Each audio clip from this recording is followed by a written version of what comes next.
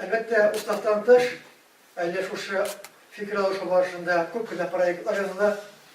Аларны шушында катнашучылар һәм инде килә алмыйча калган башка галимнәр җибәрәләр.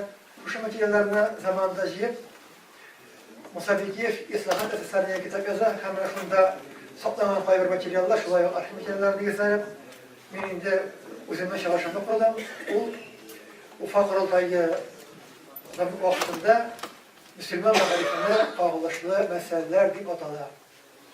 Шушы Корылтайда устав нигезен Ризаэддин Фәхретдинов уллыгында казый проект тәшкил итә.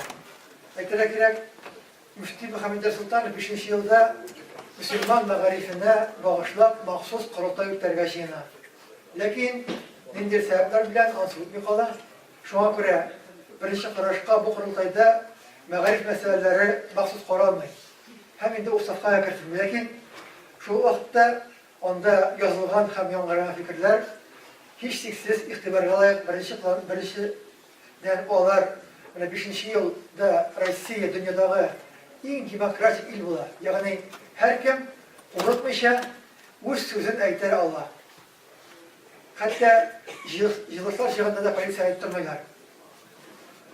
Һәм икенчесе, нәкъ менә 5нче елда татарларның яңа чара күчү вакытында аларның фикерләре ни дәрәҗәдә булган һәм нинди ясылыкта булуы шулай бер әһәмияткә ия.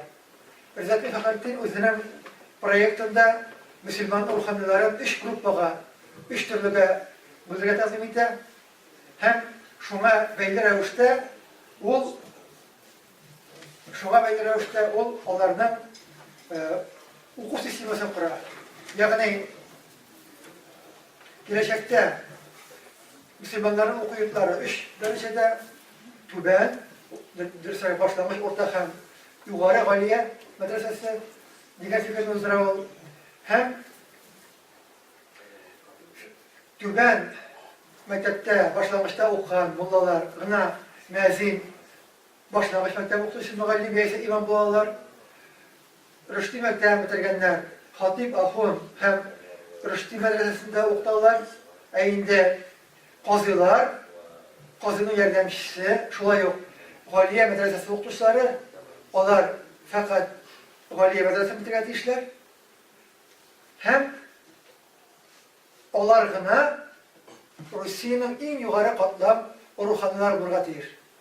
Беренче тапкыр ул шушы бүленешкә руханийларның белем дәрәҗәсен куя. Икенче зур әйбер, ягъни мааш системалары икенче төрле. Анда мөфтиләр, казыйлар һәм ахуннар. Ахун почетное звание. Аны взятка биреп була. Анда гыйлем.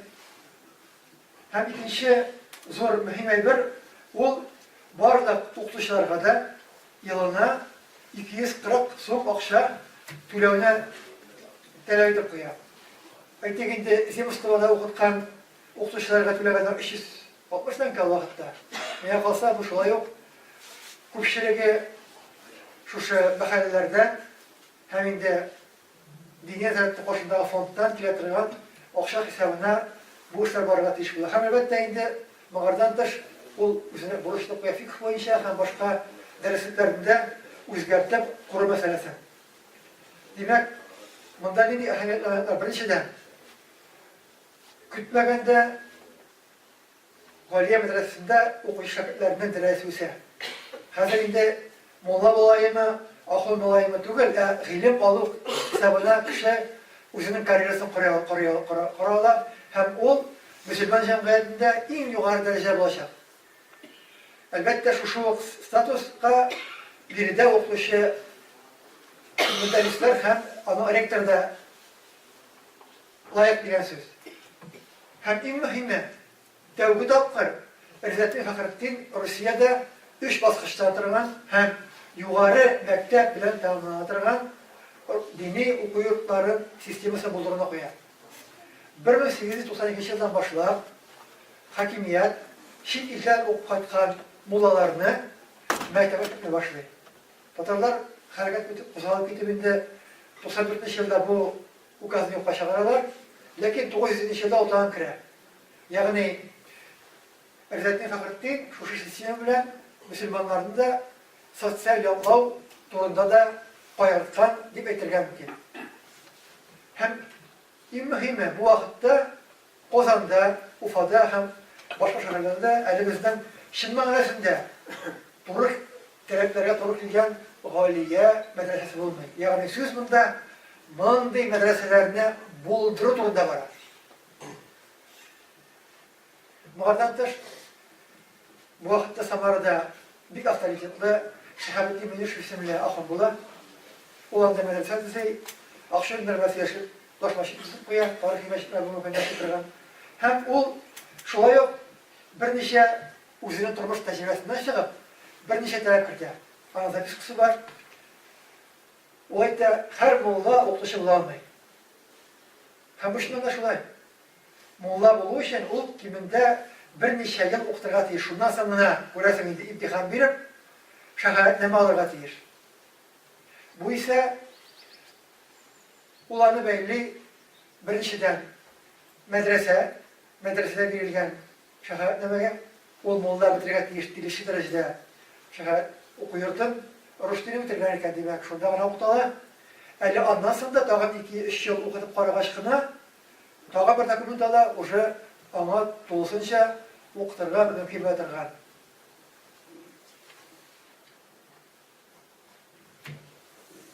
Ягъни ул таләпне куя. Әйтик инде башлангыч мәктәптә шундый хукук алу өчен мулла 2 ел укытырга тиеш башта. Урта мәктәптә, белмим инде, ләкин сүз барганда урта мәктәп турында 3 ел укытып карарга тиеш. Аннан соң инде бу әгәр дә инде уңай нәтиҗә була икән, ул вакытта шундый үзгәреш булырга мөмкин. Һәм әлбәттә ул тагын күрәсең аның концессиясында инде күбрәк авыл мәктәпләре буенча алган һәм инде биредә аларга түләргә тиеш түгел, аны авыл җәмгыять тотарга тиеш, ләкин шул вакытта дини нәзарәте яхшы ук эшләгән мөдәррисләргә премия яисә инде башка матди ярдәм итү чараларын күрергә тиеш дип әйтә. Хәсән Катагаваши үзе барганы кала бу курылтайга. Ул бер тур шулай берничә кылык фикере бар аның. Беренчесе биредә ук дини мәктәпләрдә укытырга тиеш ислам фәннәре һәм педагогика фәннәре. Инде аларның дәреслекләре дини нәзәрәтендә ачылган махсус уку комиссиясе билгеләргә һәм программаларында эшләргә тиеш дип әйтә. Һәм тагы бер кызык фикере, дини мәктәпләр тәмамлаган шәкертләр алып чыгарга тиешләр шәһәрнамәләр. Менә шушы елларда 20 гасыр башында бик каты Россиядә фикер алышу бара. Россиядә гомум белем системасын эшләп, ягъни һәр кеше, менә хәзер безнең гомум белем системасы 10 еллык шулай бит. Ул хәтта 3 еллык, 4 еллык башлангыч белемне bütün кешегә булдырырга кирәк. Ягъни ул шушы шәһәрнамәне эшләп, Россия шартларында кебек, руханиларның документлары Россия административ укыту системасында танылырга тиеш дигән фикерне алга сөрә. Бу курылтайга бик кызык кына фикерләр килә, хатлар килә. Мәсәлән, инде Бәләбәй иясендә анда Тау авылыннан бер тикле муллаларга җибәрәләр. Алар әйттеләр, 15 миллион мөселман өчен Россиядагы 5-10 мәдрәсә аз. Бу шуны да шулай. Ягъни аларның саннарын арттыру, сыйфат укытуны яхшырту һәм инде бу моның өчен благотворительный общество төзергә кирәк дип әйтә. Һәм алар күрәсең җәятчы булганнар, авыл интеллигенциясе бурычында эшләгәннәр һәм татар телендә профессиональ башлангыч һәм урта мәктәпләр ачу өчен чит илгә 30-40 талантлы шәкертләрне җибәреп, аннан белгечләр әзерләп, татар телендә укыта торган урта һәм башлангыч профессиональ белем бирү системасын эшләргә кирәк. Әлбәттә, бу әйберләр безнең өчен беренче чиратта аларның фикерләренең dini bulmaları, belki bütün cemiyetini kaygırtıları yağından kıymetli.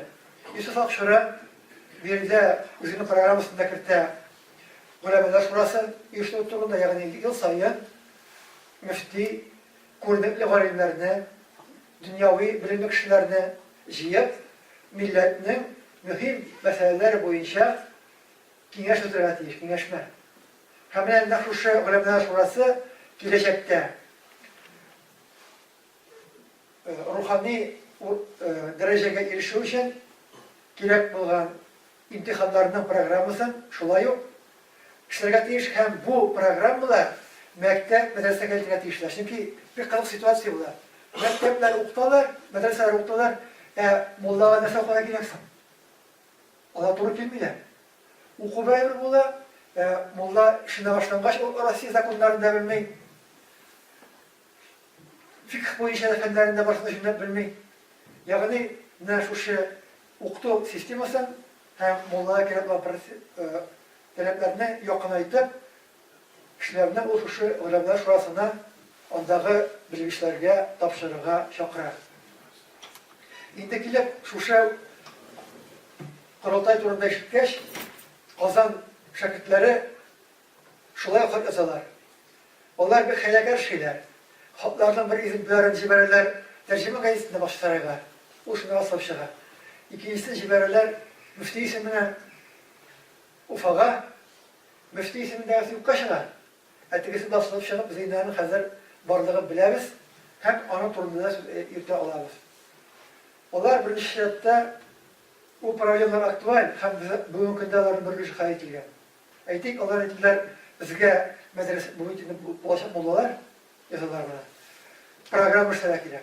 Neydi bir üstekleştirge program bulatıyiş, dini okuyutlarını okuduğu için çünkü biz bunda 15-20 yıl okuyuz. Lakin en yakşı turmuşumuzun yıllarını medreseye uzdurup, faktiski ezerliksiz şıgavız değiller. Hem şu an göre onlar şunu tehdit koyuyorlar. Birinciden, bütün medreselerde tüzerek tuvalet olarak elementarını, gigiyeni saklamak için onların talepleri gigiyeni hem pedagogik cevabiyeti iş harbi koyuyorlar. İkinciden, Arap dilini okuduğunu, Bagaslavya'nı okuduğunu, hukuk fenlerini okuduğunu, hem Müslüman felsefesini okuduğunu programı ilgilendirmişler gerek. Mağardan tır, dünyavi fenlerden, geografiya, tarih, fizika, gigiyeni fenlerini kırtırge, hem onlar eklerinde bizde medreseler hem dini hem dünyavi ilim birlikte işler hem bizge üzümüzden ilimizde üstürürge şartlar olarak yetiştiler.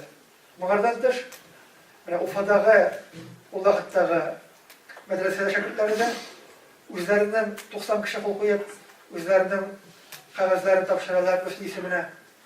Onlardan proyektin bir neçe aspekt var. Birinciden, onların fikrince medrese olarak dört basışlı. Başlangıç, rüşdi, iktidai hem medrese galiye. Eğer başlangıçlar Karabol'da olsa, rüşdi medreseler olarak yaşında ansı Ereoğullar'da, iktidai medreseler İyi şehirlerinde, Gülbenim şehirlerinde galiye medreseleri mağardan dışarı Şuşa, sonunda ilk kategori medreseler yanında olarak kitaphanelerde hem onlardan ikinci bir tarafları onlar medresenin iş kurtarmasının indi olarak şu turda fikirden yazıyorlar. Eğitik. Başlangıçta onlara 8 yaştan onlar eğer de rüştüye kireyken yani koysa basışa kirey tübe basışta ukan turunda olarak şehadet demesi. Şunun negizinde kabul edilen diye intihar edilmişler. Karbala. Onda sistemi Allah'tan bulmayanımızda. Çünkü şehadet ne bilmeyenler bunlardan. İkinciden, onlar şöyle talep ettiler. Okşa, bölümünü, birinci basışta okuşlarına 5'ten kabul yılga, ikincisine 10, iqtidiyada 15, Galiye medresinde okuşuna 25'ten kabul işler. Bu yatan paraganda, bu elbette şehir şartları için yararlaştırılgan hususi medreselerge has talepler bular. Bunday okuyucıları indi kuplar башка милләт вәкилләрендә эшләп килә. Һәм моңардан тыш, аларның фикеренчә, дини мәдрәсәләрдә дини фәннәр укытырга тиеш итеп язышалар. Гарәп, фарсы, төрек һәм татар телләре, шулай рус теле, хадис фәннәре, тәфсирне өйрәнү буенча дини философия, фикъ, гакаид, гарәп теленә укыту һәм шулай ук берничә дөньяви фәннәр әйтәләр. Бу фәннәр барысы да аларга киләчәктә мулла булып эшләү өчен кирәк фәннәр. Санау, счет. Икенчесе геометрия, география, бөтен дөнья тарихы, Русия тарихы, көнчыгыш илләр тарихы, дәүләт хокукы һәм Русия хокукы. Ягъни күрәбез, алар киң белем алудан тыш, үзләренең профессиональ бәйле булган фәннәрне генә шушы программага кертергә дигән фикерне әйтәләр. Һәм инде әлбәттә яхшы дәресләр төзегән кешеләргә махсус мактау кагазлары һәм гонорарлар бирү турында мәсьәләләр күтәрәләр. Шулай итеп, менә бу кагазлар арасында иң мөһиме әлбәттә шушы шәкертләрнең программалары, алар аны эштән торып әйткәннәр. Менә шушы фикерләрне урашканнан соң катнашучылар төзүләр махсус бер проект. Әлбәттә, ул ишу җитмеш, чөнки анда аларның һәрбер таләп буенча язылган була таләпләр генә. Һәм шунда алар язалар, уку йортлары булырга тиеш җәмгыятьнеке һәм хосусый, ягъни аерым кеше ачса, инде хосусый була торган була. Моңардан тыш мәктәпләр һәр мәчет янында түгел, авыл яки шәһәр арасында күпмегә шуңа катнашырга тиешләр. Берәүгә түгел, берничә укысалар. Ләкин алар бернинди дә теге үч баскычлы укытуны әйтмиләр. Аларның фикеренчә, киләчәктә һәрбер мулла мөгаллим булып эшли ала башлангычта, ләкин мөдәррис булу өчен ул мөфтидән алырга тиеш, ягъни махсус имтихан бирергә тиеш. Дигән фикерне әйтәләр. Ягъни әйтегәндә казыйның фикерен үтми, монда барысы да шул үзләре мулла булгач, алар үзләрен социаль яклау хисабында һәр мулла башлангычта укыта ала дигән фикерне алга сөрәләр. Ләкин шушы документны мөфти хәзрәтләре руханилардан кертә инде Абдулла Панаевның Казан мулласы, ул рәис булган була, Рәзәтни Фәхретдин һәм унлап юристлар кертеп тагын бер документ чыгарлар. Шусын җибәрәләр инде Петербургка. Проект уставы итеп, анда инде алай язылмый. Димәк, анда язылган була. Димәк, мөселман барлык авыл җәмгыятьләре һәм шәһәр җәмгыятьләрендә киләчәктә укытучыларны билгеләү хокукыннан тартып ала. Ягъни укытучыларны фәкать дини идарә билгели торган була. Мәктәпне тотырга тиеш була җирле җәмгыять. Бу дәүләт өчен дәүләт санын килеп чыга инде. Менә бүген дәүләтендә укытучыларны дәүләт билгели, безнең дә хисабы тотыла инде ул. Һәм икенчедән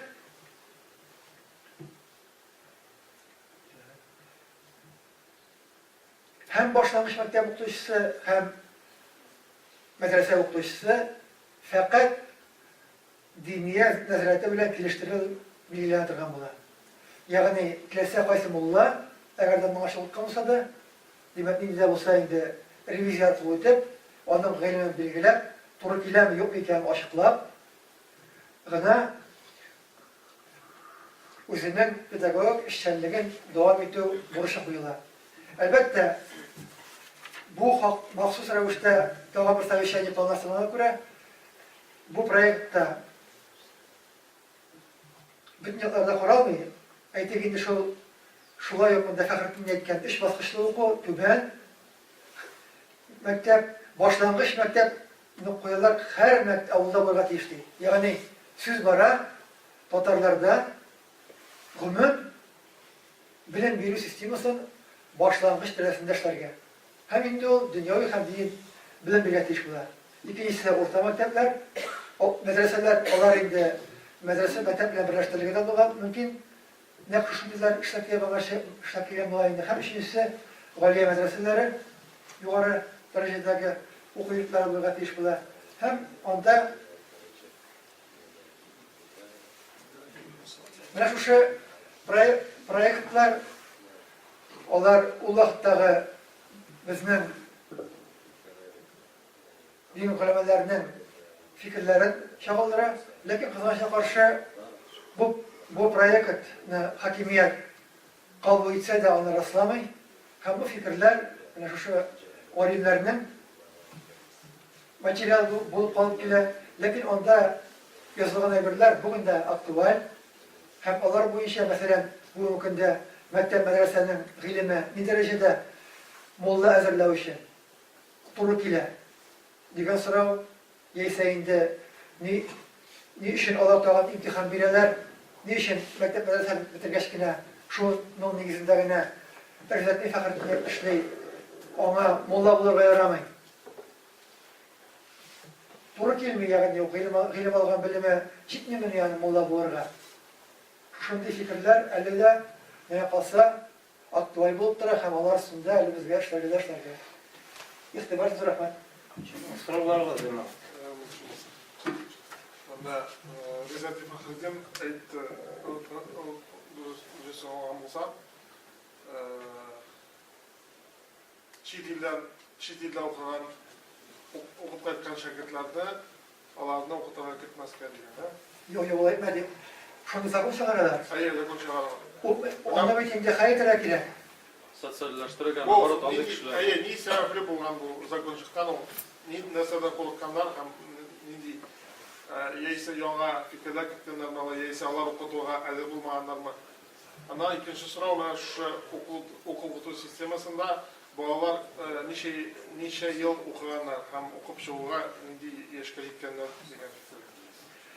Mana onda olaylar edi. So'zini başına 15 yıl yaşamakta. Bulay kelib chiqqan endi u. Onlar 7-8 yıldan molla okumagan. Onda birinchidan endi kirgan bitinde 1874 yıldan başlap всеобщая воинская повинность. Har kishi armiyaga boradi ish bo'lgan 21 yaşından. Shin ma'nosida zo'r ilm olib chiqam desang de, en başta armiyada borib 7 yılını, endi o'qisha bilsam, o'qiy bilsam 5 yılını xizmat etib qaytara kerak. Ondan qaytqachdan onda 9 yosh oshib служить kendinden senin ayağına kalanma, ders okura yok mu bilgi tuvalet.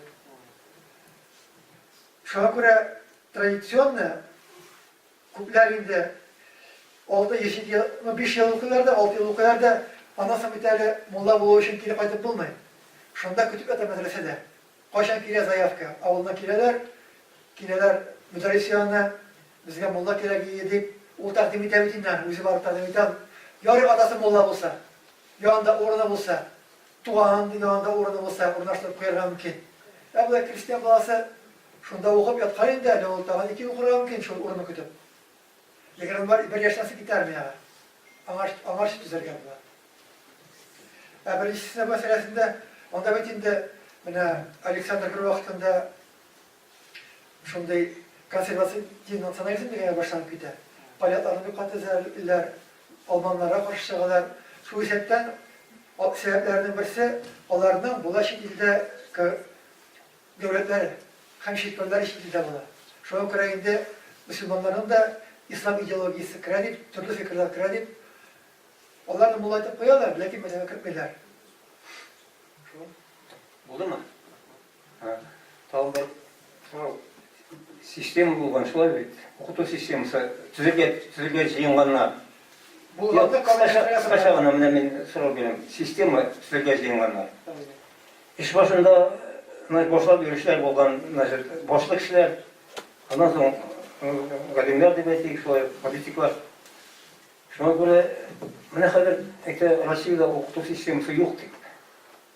Ana bir uzak radyodan söylüyor. Bizim mene hazır dünya bilimleri de tarqalıp var. Şunun arkasında. Ne hatta bu soru aytırlar mene.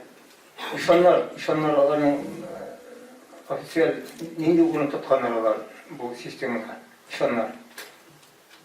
Siz aytıyorsunuz, qazılar, akunlar, muğalar. Qazılar olar indi diniyen zaretinde ağzam olup duruşu, görünüp de gülümyeleri. Ахуннар гадәттә ул законнар буенча саналган инде иң югары катламдагы рухани дип 19-18 гасыр азагында, 19 йыл башында алар төбәктәге руханиларның дини нәзәрәтендә вәкиле булганнар. Ягъни менә бөтен эшне губернатор әйткән, мәсәлән, мәрҗәни булган ахун булып торган инде, аңа әйткән, шушындай әйберләрне таратырга кирәк, җиткерергә кирәк. Ул я хат язып җибәргән, я җылы шиган, аны аркылы эшләгәндә бер кеше булган бит инде эшләргә. Бөтен җирдә шулай булган инде. Ләкин шушы әйберне хакимият кертергә чөнки ул вакытта монда әйтелгән килеп чыга югары Уфадагы дини нәзәрәте бар һәм тагын 12 мең рухани бар. Яисә 5 мең мәхәллә бар. Алар арасында урта звено юк. Урта звено булса, ислам ныгыячак һәм ул шундый бер көчле структурага әйләнәчәк. Менә татарлар тырышып караганнар, мөфтиләр, шуны эшләргә аерым статус биреп. Һәм менә бу корылтайда да әйтеләр, төзибез Ахмадский округ дип, һәрбер округка 100 мәхәллә кертеп, Россия буенча аның составында 3 мулла куеп, секретарь белгиләп, менә хәзергә безнең мөхтәсибләр шуны сыман бу әйбер тәкъдим итеп карыйлар, язылган була. Ләкин ул керми кала. Ишаннар мәсьәләсендә татарларда бит инде суфизм бик көчле була. Тарихат. Һәм инде аларның кайберләре чыннан да ниндидер беренчедән гыйлемгә һәм урысча әйткәндә инде таиплык осталыгына ия булалар. Бу чыннан да шулай. Һәм икенчедән менә бигрәк тә башкортларда, күчмә халыкларда динне өйрәнү традициясе китап буенча түгел, дин шушы әйберне аңлаган кеше аркылы бара. Менә шул сәбәпле муллаларның роле гаҗәп зур була, дин байтылы белеп булмаган. Инде ишаннар шушы фикерләрне үткәрүдә үзләренең практик эшчәнлекләре белән дә зур эш башкаралар. Гомумән алганда ишаннар шул суфиларның бер төркеме, иң танылган төркеме һәм алар ислам динен ныгыту өчен зур эш башкарганнар. Әлбәттә, ләкин аларның мөмкинлекләре чиксез була, халыкның ышанычы чиксез була һәм инде монда кешенең үзеннән торган ни дәрәҗәдә нинди гына кылырга, уңай гына күбрәк кылыргамы, яисә бай ягына асыргамы, аларның төрлесе була. Бу официаль статус түгел, шулай бит. Бу халык монда да югары статус юк. Халык тарафыннан танылган, аның һәрбер сүзе билгеле булган, авылга килгәндә бүтән авыл, бүтән Волжь җыелып, хәзерге Савантуйдан күпкә зуррак авыл җыелып, аның ясын алу, яисә инде авыру баласына килеп аны эшкертү бик зур вакыйга булган. Рәхмәт. Калган